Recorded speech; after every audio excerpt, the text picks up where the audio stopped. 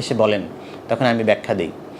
তো এইটা আমার মনে হয় একটা ভিডিও করি, জনসচেতনতায় এটা অনেকটা ভালো ভূমিকা রাখবে। কারণ এইটা নিয়ে এত বেশি টেন্স থাকেন মানুষজন, এত বেশি বিচলিত থাকেন, এই টেনশনেই তাদের সেক্সের পারফরমেন্স খারাপ হয়ে যায়, যে আমার সাইজটা মনে হয় ছোট, আমি মনে হয় ভালোভাবে পারফর্ম করতে পারছি না, আমার ওয়াইফ মনে হয় খুশি হচ্ছে না।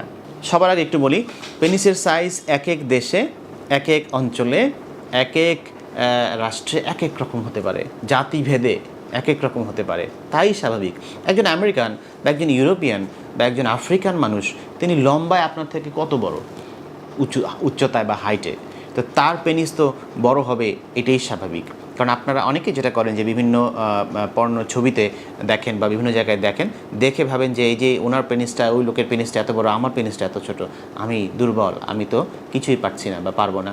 বিষয়টি মোটেই তা নয়, একদমই তা নয়।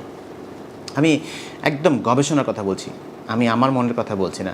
গবেষণার যেটা দেখা গেছে যে আমেরিকান বা ইউরোপিয়ান যাদের হাইট অনেক বেশি, যে 6 ফিট বা 6 ফিট প্লাস এরকম সাধারণত ওনারা হয়ে থাকেন, তাদের পেনিসের সাইজ বলা হয়ে থাকে অ্যাভারেজে 3.5 ইঞ্চি বা 9 সেন্টিমিটার।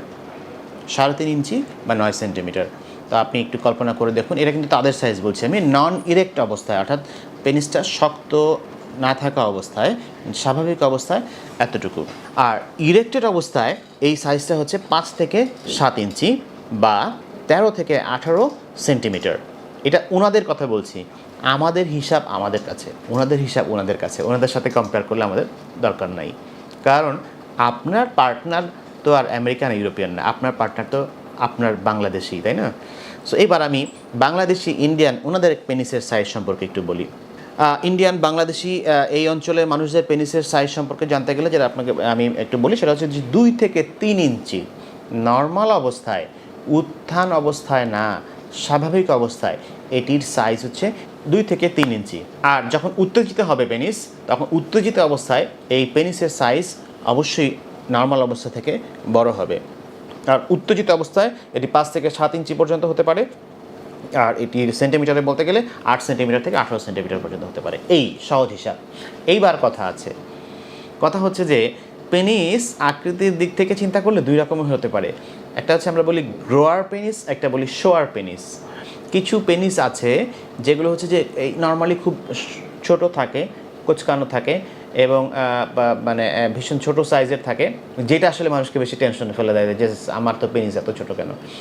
নর্মালি এরকম থাকে, উত্তেজিত অবস্থায় বড় হয়। এই পেনিসগুলোকে বলা হয় গ্রোয়ার পেনিস।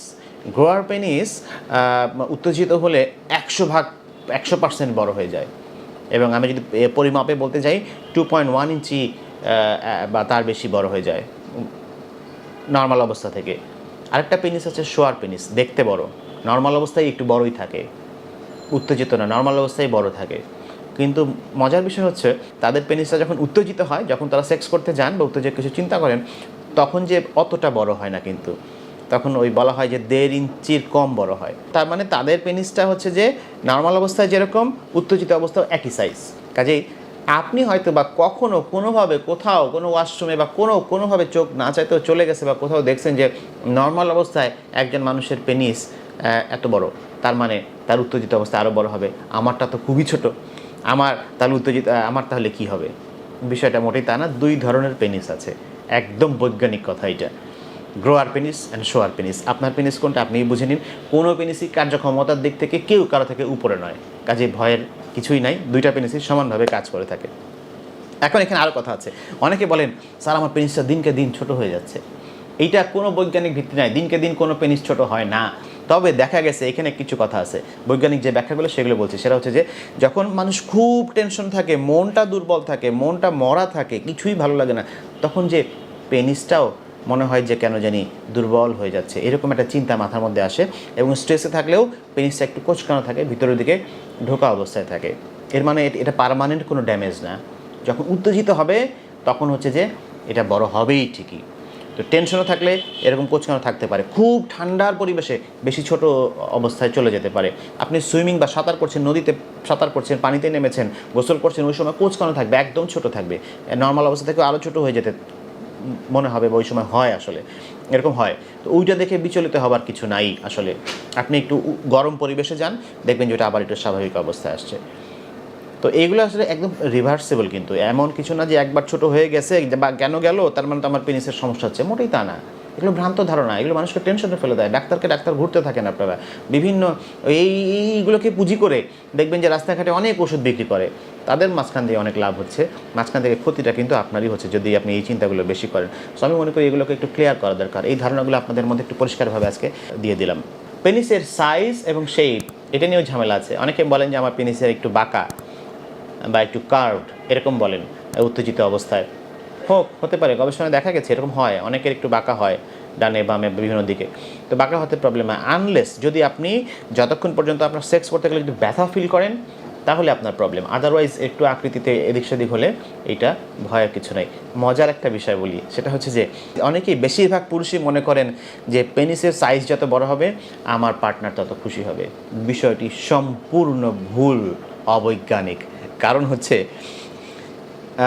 মহিলাদের বা আপনার পার্টনারের যে যোনিপথ, যে ভ্যাজাইনা আমরা বলি, যেখান দিয়ে আপনি পেনিসটা প্রবেশ করাচ্ছেন সেক্সুয়াল ইন্টারকোর্সের সময়, সেই যোনিপথের বাইরের দিকে 1/3 অংশে সমস্ত নার্ভগুলো এসে, নার্ভের সংবেদনশীলতা সবচেয়ে বেশি থাকে, ওই অংশটুকু সবচাইতে সেন্সিটিভ। অর্থাৎ আপনি আপনার পেনিসকে আপনার পার্টনারের যোনিপথ বা ভ্যাজাইনা এর মধ্যে শেষের 3 ভাগ, বাইরের দিকে 1/3 অংশ, মানে পুরোপুরি ভিতরে ঢুকাতে হবে না, বাইরের দিকে 1/3 অংশ, আবারও বলছি, সেই অংশের মধ্যে যদি আপনার পেনিসটাকে সক্রিয় রাখতে পারেন তাহলেই আপনার পার্টনার খুশি। ওইটার জন্য আপনার পেনিস সামান্য হলেই যথেষ্ট, ওটার জন্য আপনার পেনিস খুব বেশি দরকার নাই, বড় দরকার নাই। এই হচ্ছে বৈজ্ঞানিক তথ্য, বলে দিলাম। আজকে থেকে টেনশন মুক্ত হয়ে যান। যারা পেনিসের সাইজ নিয়ে খুব বেশি টেনশনে থাকেন, এসেই আমাকে বলেন আমার পেনিসের সাইজ তো অনেক ছোটো স্যার, একটু দেখবেন, তাদেরকে আমি বারবার এই ব্যাখ্যাটা দেওয়ার চেষ্টা করি, মানতে চান না। প্রয়োজনে আপনারা এখন ওপেন সব কিছু, ইন্টারনেট ঘাটেন, বিভিন্ন গবেষণা দেখেন, এই কথাগুলোই পাবেন। আরেকটা ইম্পর্টেন্ট কথা বলি, মনে করেন অনেকেই, বিশেষ করে ইয়াংদের মধ্যে ধারণা, বাচ্চা বা কৈশোর বয়সে বা একটু বড় হলেও অনেকে ভাবেন, বা বিয়ের পরে অনেকে ভাবেন পেনিস বড় হওয়া মানে স্ত্রীর কাছে সবচাইতে আমি আকর্ষণীয়।